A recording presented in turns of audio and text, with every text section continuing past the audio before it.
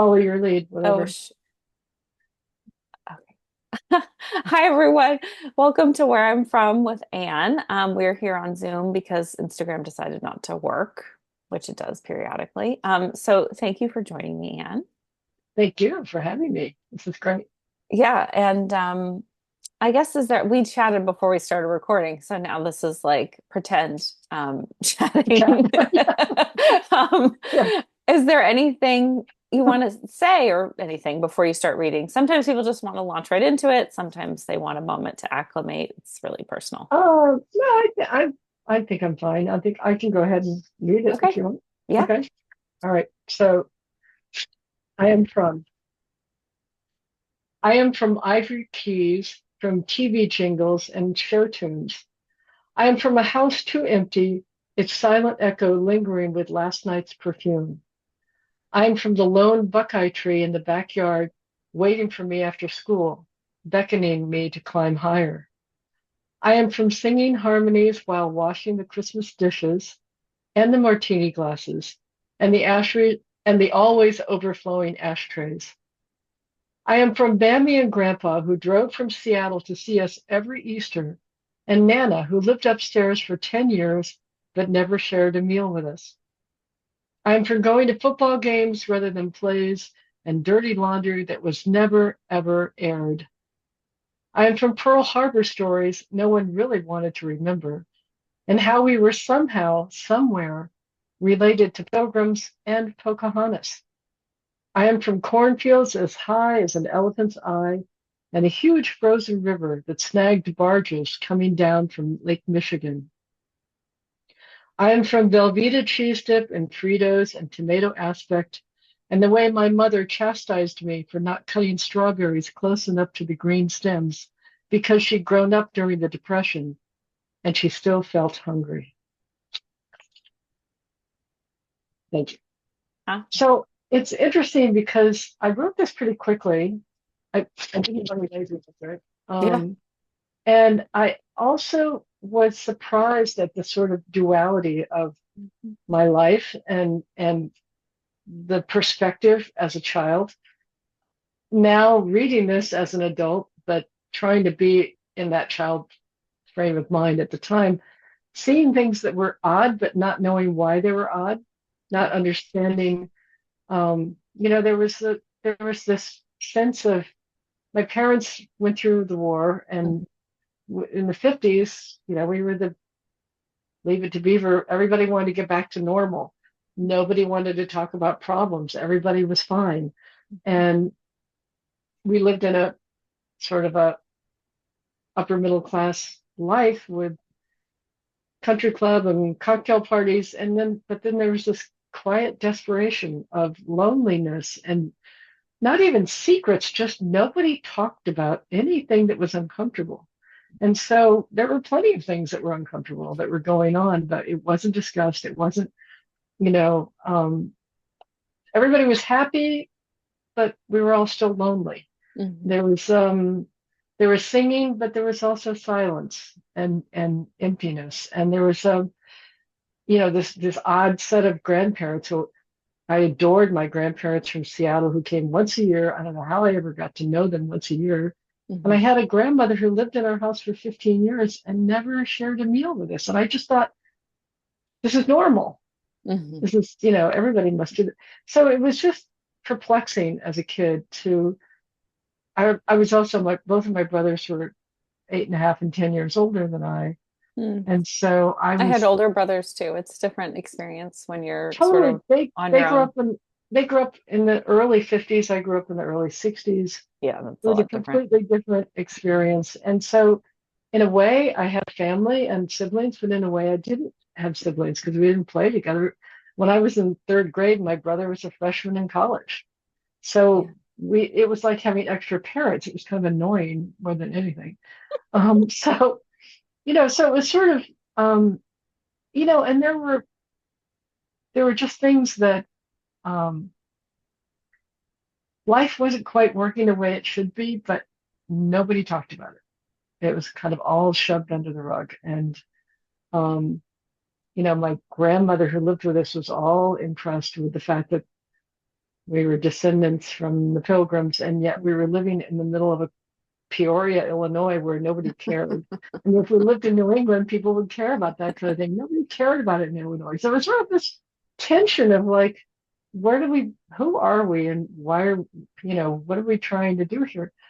And it wasn't until I wrote my memoir recently, like last year, published it, but it wasn't until then that I actually pulled the curtain away from those experiences and feelings and that rawness of not being able to express myself before. Mhm. And so writing to me and writing this poem was very um, enlightening in a lot of ways because I was kind of embarrassed to not have anything horrible, tragic to write about. Mhm. It was Mhm. sort of like nothing bad happened, just nothing happened. Mhm. It's sort of like so. So when in a way, it was like, oh, I can't write a Mhm. memoir because I Right. come from privilege, or I don't have a bad enough situation, or I don't have this and that. And I realized that where we're from, it's not a contest. Mhm. It's not it doesn't, those experiences are just so unique. They And are yeah, so it's interesting. informative, Yeah, I mean, obviously. so I think it's really interesting that you're asking people to write these poems and what people choose to talk about or not Yeah. talk about um, is kind of enlightening. I didn't talk about some things that I could have, and I thought, well, why did I not talk about that? So so thank you for letting me do this. Oh, thank you for joining me. I was saying in the last poem with Hannah that I mean, I could hear about people's childhoods forever. I just find it fascinating. And as adults, we don't really talk about it that much, Yeah, because I think, at least in a lot of ways for me, I just feel like, oh, well, I should be over it, or it should be, yeah, not as significant, but it is, and that's yeah, okay. That's totally fine. And I'm now more to a place of like, that's totally fine. But I think what you said about, we don't know when it's ours that it's different, or that it's not, everyone isn't having that experience. And I think I love listening to the poems because there's always something that I relate to, and then there's something that is new to me. And mm, it's a gift. Like, it made me laugh, the tomato aspect, because my mom has a story about tomato aspect because her stepmother was like, very into gourmet cooking, and that was one of the things that she made, and nobody liked it. But they lived in the house kind of household where you ate it, regardless of how right, you felt about it. right, And I don't know if anyone liked it. Did anyone like right. it? Yeah, no, I don't know. My mom did. Okay, because it's tomato jelly. Well, she was the queen of Velveeta cheese too. So Hmm. I mean, Those but are funny. it's interesting because when I came to the end of the poem and I talked about her hunger, it made me really reflect Mhm. about how she was hungry for everything. She was hungry Yeah. for connection. She was hungry for communication. She was hungry for um, recognition. To be It just, seen, right? yeah, Yeah. yeah, and yet she couldn't really articulate that. Yeah. And so, how does that get passed on to a child? And what were her needs? Why were her needs so great? And how did I handle that? And then how do I, as a mother my children? And how do I break those patterns? Hmm. And so, I think there's something about the generational experience that just gets handed down unless you're conscious of breaking the pattern. For Um, sure. and, and I never really thought about her being hungry, but she Oh, was. I love the close was of the Yeah, poem was so powerful because I think too many of us know people who, whether it's family or, who grew up during the Depression or World War II, or that, and that hunger is so, or grew up in poor family, or are immigrant, so many ways in which people can feel this hunger and this um, inability to feel safe, or they grew up in abusive situations, or well, what, and well, that, she was in a pretty unhappy marriage. I yeah, mean, so that too. there was that. Yeah. And it was all covered up. It was all. Right. And no one talks about it, you Yeah, know. Like you said, I thought that too resonated with me. Just it's almost hard to explain it to my kids because we talk about so much, but Everything. yeah, Right. My kids it's are like, like, enough already. I don't want to hear anymore. I'm I like, know it's do we possible have there's to talk about this? overcompensation. Um, but it's like, when my brother died, there was very little conversation, and there was the expectation of like being over it within what, days, weeks. It's like Oh, just, and nobody I says it, it's just there. Like nobody says be over it. right. Somebody might. One of my other brothers might, but it's just the expectation of we carry on, Well, I wasn't invited to none of my grandparents' funerals. right? And I was in college and I said, shouldn't I come home? And my mother said, well, there's nothing you can do. He's dead. And Right. I went, I didn't get it, but it wasn't about the person who died. It's Right. about the person who's living. It was just like, no, we don't want your feelings here. Go Yeah. stay over there. And when my daughter ended up with depression and anxiety and drug addiction and all kinds of, I couldn't talk to my mother about this. Right. I still couldn't. I mean, I really could not, because there was so much stigma and blame and shame and everything else that I just couldn't go there, Yeah. even if I wanted to. Yeah. It's just sort of not acceptable. And it was embarrassing to me that I felt I couldn't really write the memoir I wrote until after she died. But once she died, I said, okay, now I can write this. That Mhm. sort of like, gave me permission, I think, in some ways to open that curtain and be honest, because the veil of needing to not air your dirty laundry was so important Mm. in my Yeah. family. Well, You I think know, it was so important in general, and I think it's such an interesting thing to me talk about drug addiction because there was so much self-medicating going on with oh, alcohol and drugs, and that oh like yeah, that line is so paper thin or non-existent between right. when it's a problem and when it's not a problem. I mean, so that I think is also interesting. Like nobody was talking about any of that either. Nobody understood it. Nobody talked about it. Yeah. Um, there was a lot of alcohol going on Oh, for in sure. in my family, and it was sort of when Mad Men came on. My father was in advertising. When Mad Men Oh, came wow. on, he said, "Oh, isn't that a great?" I said, "I can't watch it. I was the Yes. same age as the daughter. Yeah. My parents were exactly who they were, Mhm. and I can't go there. I can't even watch it. Isn't It's it just strange when that happens? It's kind of yeah, surreal. You're like, oh, yeah, this is too close. exactly, I have that exactly. experience with certain Sure. shows, and people Yeah. will just be like, oh, you have to watch it. You'll get so much No, out we of don't it. And have I'm to watch it. like, no. Nope, you don't. Been there, done that. And Yeah, it's right. funny too, because it doesn't have to be exact. I mean, this sounds like it was exactly, but sometimes it's just the character is too close to, Yeah, like exactly. I couldn't watch Succession. I was Yeah, like, yeah, these people are too mean to each other, right. which really was way too close to home, and all the fighting about money and Right. all of that. I was like, and I had uh, stepped out of that whole situation with my family because it was way too toxic.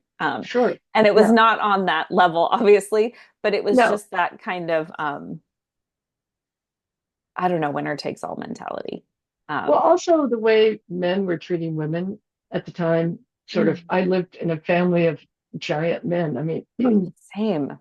my father and my two brothers were all over 6 feet, and I I ended mean, up they all feel five. like giants too if you're that much younger, I even know, if they aren't giants. but also I was 5'4". My mother was Yeah. 5'8". I mean, I had these huge people in my family. Somehow I got the short gene. And I just sort of thought, it's like um, they all talked over me. It was just I was sort of laughed at or ignored or whatever. And it was like my mother called me the surprise. My brother called me the mistake. And it was that kind of thing. So yeah, it was an odd time of life to And be isn't it a interesting kid. too how no one talked about anything, but there were all these jokes and funny Yeah, family stories that are not funny at all. at Like when all. you look back at them, you're like, oh, that's really terrible. But Oh, we would sit around the table and tell funny stories that are just tragic, basically. or sexist stories or Yeah, yeah, yeah, racist yeah, for stories, sure. and Yeah. if you didn't laugh, there you were like, oh, get over it. You're being too sensitive. I love that one. That was great. Yeah, But I that's mean, like the ultimate insult. You're like, no, I think it's actually good to be yeah, sensitive. right. I mean, I was the little feminist, and like it was a big Mm. joke. Oh yeah, well, I went to I decided I wanted to get a master's degree in social work. And the joke in my family was, oh, she wants to learn how to be social. No, that's not what this is. yeah. Nobody took it seriously. Nobody took me seriously. My Um, mom did take me seriously, so I do want to say I was grateful to have a person who did. But other than that, it was a clown show. They just were kind of. Uh, yeah. it's interesting talking about it too, obviously with time and space and healing. But um, and the word gets overused, but there was a lot of gaslighting going on, like the real kind, Oh, yeah. and not the kind that is getting overused now. But Right. we can laugh about it now, but it is actually impossible, it is for me to have a conversation with, I mean, I'm estranged from two of my brothers because it's like we're not even in the same I know. world. Right. Universe. Yeah. Yeah, it's like that I'm still, and I've been thinking about it a lot, like um you're forever that person they've decided you are when you're Yeah. 6 or 4 Right. or whatever it Yeah. was. Those pictures of us when I was as a kid, Yeah, yeah, that's where it's frozen. yeah. And I think they use, well, my brothers anyway, used humor to keep me in my place in a way. Mhm. And it was just sort of like, well, you've got to toughen up, or Oh, for sure. that Gotta kind of toughen thing. up. And Mm. if you don't see, we're just joking here. It's just a Mhm. joke, blah blah Yeah. blah. But when I was I guess it was in the late '70s, I was trying to work in Manhattan and had a job I had a job in advertising because I was trying to impress my father, of course. Mm, hmm. Um, you know, Women had to dress like men. Hmm. We had to put on suits and Hmm. little tie things, The and pantsuits. you had, well, no, we weren't even allowed to wear pants. I'm older than you Oh, are. We skirt. couldn't. We had to wear a skirt thing. And no, the pantsuits were a big liberation. That was huge. But no, this was, you had to learn sports language Oh, for to sure. talk to the big guys and be in the conference room together and have that. Well, fortunately, I'd grown up with two brothers, so I knew how to do it. But not like I wanted to, but that was clearly the dialogue that was going on. I mean, I had to So learn sports language to survive in my family for sure. yeah, me too, me too. Yeah, So, exactly. and then once I sort of started stepping away and becoming estranged, it was like I really did have that experience of like, do I like this? Yeah, Like yeah, checking in with myself and just thinking about what do I think? What do I right. like? What do Or I mean, value, oof, or yeah, all of those things. And then when you announce that, it's like, oh, haha, it's sort well, of like you sure. make this big point of being who you are, and it's still not taken seriously. So when I wrote the book, it was like all of a sudden my brother went, oh, you know, So was it it, good? it, it's a bit. Was it a like a Yeah, well, I was very nervous about it yeah, because my experience with my parents was very different than his sure. experience. He just put them on a pedestal and everything was fine. Um, he didn't think about much about any of that, and so I was very nervous. But he was actually very, he's grown a lot, and he was very supportive of the book. Oh, that's lovely. And it was great. It actually got his children, my nieces and nephews, all read it, and they sat down and had a like 4 or 5 hour Oh. discussion just with themselves about how each of them had a different experience growing up of their family. Mhm. And I thought that was really interesting. So Mhm. it sparked some good conversations and connections. So that was Oh, that's great. really lovely to hear. I mean, Yeah, because of course yeah, always hear the horror stories. So, yeah, yeah. With and mine, it I, was yeah, yeah, and, and I relate to for me, it was, I think my father needed to, I mean, he's been dead quite a while now, but I don't think I could have written it when he written. was alive. I Yeah, know. Yeah, I know. Well, it helped. It helps to have perspective and for let that sure. time. But also, it helps to not have those people read it who are, Yeah, and I think also, I don't know if you had this experience, but like there were just levels of understanding I don't think I could get to while he was here. I just didn't ever feel Yeah, like safe enough you, or, right, exactly. I feel the same way. I yeah. felt like it took me a long time. Actually, my mother died right when I was beginning, right when my daughter was going through rehab. Oh, And wow. so it God, took, that's a lot. I didn't, yeah, same year. And I didn't didn't publish the book for 10 years after that. Yeah. So it was good to give it that space and that time and that I know reflection. it, I don't think that personal writing definitely does not operate on a deadline the same way. No, no, And I think, no, yeah, it just takes, but I really do think that, and I figure you feel this way too, but telling our stories, even if it's just in our journal to ourselves, like it is a powerful thing and it's helped me feel seen.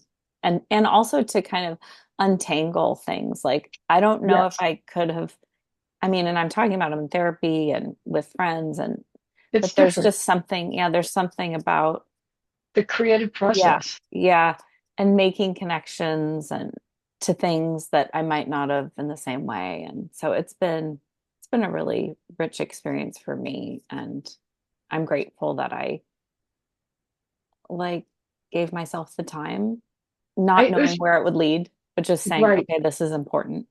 Yeah, I didn't write with the idea that I didn't start with the idea that I was going to publish a book. Yeah. But Yeah. as I continued to write and continued to start putting a scaffolding together of how this might come out, if I originally, oh, I'm just going to do a book for myself or for my Mhm. family or that kind of thing. But as it started unfolding and unraveling, I came to all these aha moments and this Yeah. realizations, and then I just started. It was like a piece of a puzzle Yes, that you absolutely. had all the pieces, but you didn't know how they fit together. And the Yep. writing process is what created that structure so Yeah. that you could understand.